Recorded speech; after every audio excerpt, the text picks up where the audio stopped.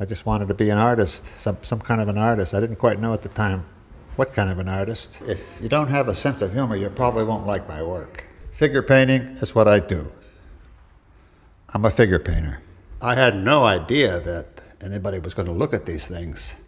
My heroes are J.D. Ingres, Velázquez, Matisse, Picasso, all of them great draftsmen. And that's what I want to be. I want to be Velázquez. I want to be Matisse.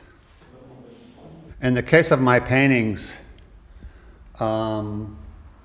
these paintings that deal with figures and products, which was a great theme of American advertising when I grew up. And I was really fascinated by all this stuff, the way they used sexy girls to sell stuff. And the paintings were, the objects were chosen because of their design quality. All of the products that I used, I thought were incredibly beautiful designs. And I was just, looking for ideas, and I have no problems with stealing other people's ideas. And that's what I did. And in this case, the case of these drawings, when I was a youngster, I did drawings as preliminary sketches to work out the problems of making a painting. And then I got into computers. I started doing that with computers. I started to design images on the computer, which allowed me to make work more efficiently and more of it more quickly. And then, so I stopped drawing, and I really love to draw. So I decided I wanted to continue drawing, but instead of doing drawings to make paintings, I started doing drawings of my paintings. And that's what these are all about. The continuation of this notion that I have of black and white plus color. Mm-hmm.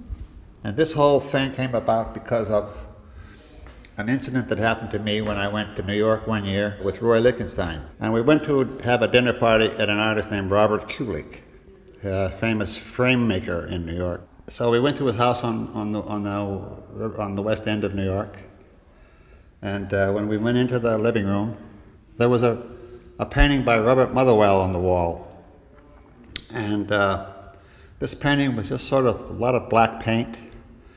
And at the bottom of the painting was a little exposed white canvas with some drips coming down. And Roy, with his great sense of humor, said to Bob Kulik, "That's a Motherwell." And Kulik said, "Yeah, he's a good friend of mine." And Roy said, "Well, maybe you can get him to finish that painting." Crazy. I thought that was brilliant. And then, after that, I went was in Paris. I was in Paris, and I wanted to go see the last paintings of Monet at the Museum Marmottan. So we went there, and there were these paintings that were looked like Jackson Pollock's. They were precursors to Jackson Pollock's work, and they were considered unfinished. And this idea of an unfinished painting really captured my imagination. And so I did a whole series of them, unfinished paintings, which were black and white drawing and a very elaborately colored part of a figure. Most art historians and critics like these paintings of mine the best. Why, I don't know. I think it has to do with they may be a little bit more thoughtful than the paintings that I do, which a lot of critics call pin-ups, a word which I hate. But I'm trying my best in my twilight years to dispel that notion and try to have people stop calling me that dirty word, pin-up. Anyway, I spend a lot of time trying to do typography in my painting professionally, so it doesn't look like an amateur, did it. I want it to look like it was untouched by human hands.